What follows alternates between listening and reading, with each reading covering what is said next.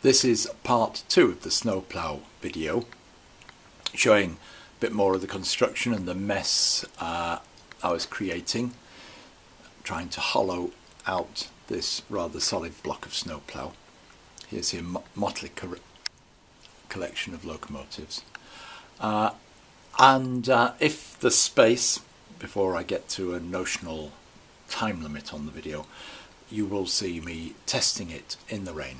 So really what we're talking about is when it's cold and wet and rainy outside in the middle of June, well, it's not the middle, it's only the 6th of June, then what do you do? Well, in my case, on this particular occasion, spent some time doing what I might call modelling, but very roughly modelling, as you will see. But it certainly fills in the time when it's wet outside. What a scene of destruction and devastation. Anyway, this is the motor block from the Palymobil. As you can see, I've hacked the front of this a little so that it will go into there further, and I've just been, excuse me, cleaning up the inside of this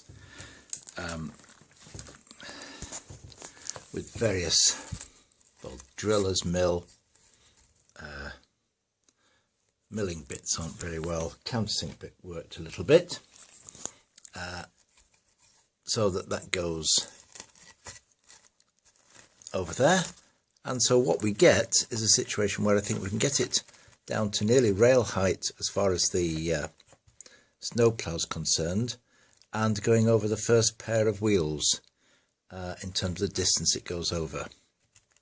So now what I need to do is modify the upper part of the chassis in order for it to go over that. Maybe I need to decide which way around the chassis will go, but I think I've already decided that.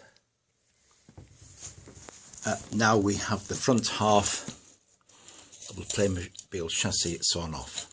As you can see, it had already been heavily modified from my first hacking attempt, and I'll reattach that to the motor block. Well, with the bit I've taken off, that very readily goes in, and that's the loco standing on its flanges, so the snowplough will be way too low. Sorry about this, juggling all over the place.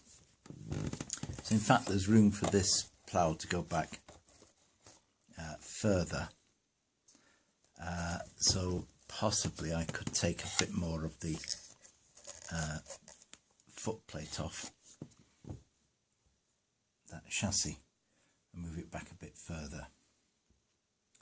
I'll do that, give myself a little bit of fiddle room, but I've had to take the whole of the bonnet off there that was on the front, so I'll have to think about what we do with the rest of the loco. And the other big issue, of course, with this particular snowplough is that if it's fitted to a loco like that, you've got no visibility past the actual plough itself. Not quite sure how that works in practice. Yeah, don't really know how you get to see beyond or through the snowplough. Just a reminder for myself of the motors. I'd forgotten how small they were. The reason I'm doing that is I'm looking at attaching a bracket to here to support the snowplough on the front of this locomotive, but it can be run double-headed. In other words, this can be the bit that supports the snowplough and provides some motion, but we can have another locomotive behind pushing it along, rather than having it attached to a passive wagon or something like that, which was the original design for this.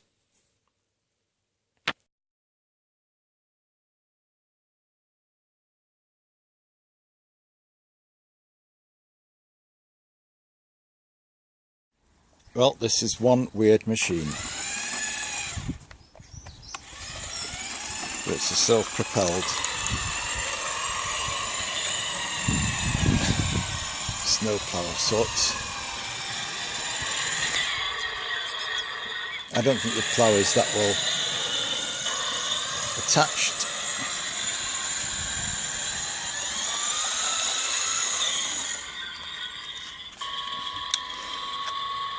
So I've got some rework to do.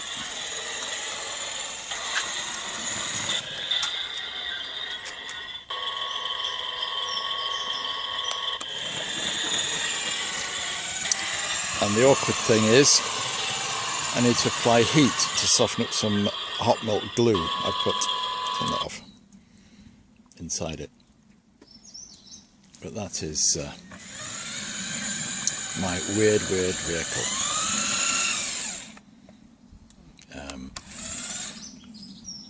And the plough itself could be closer to the rails. I was worried about it being too close. I don't think I need have been.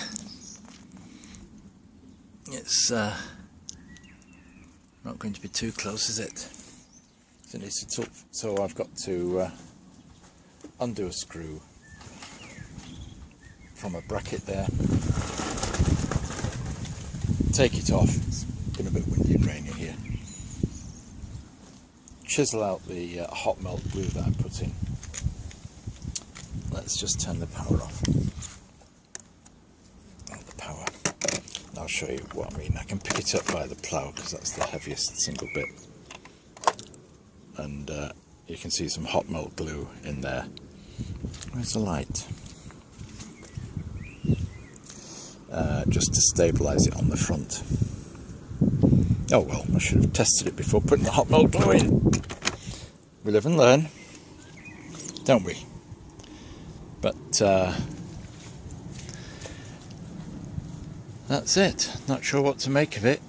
It just looks a wee bit weird.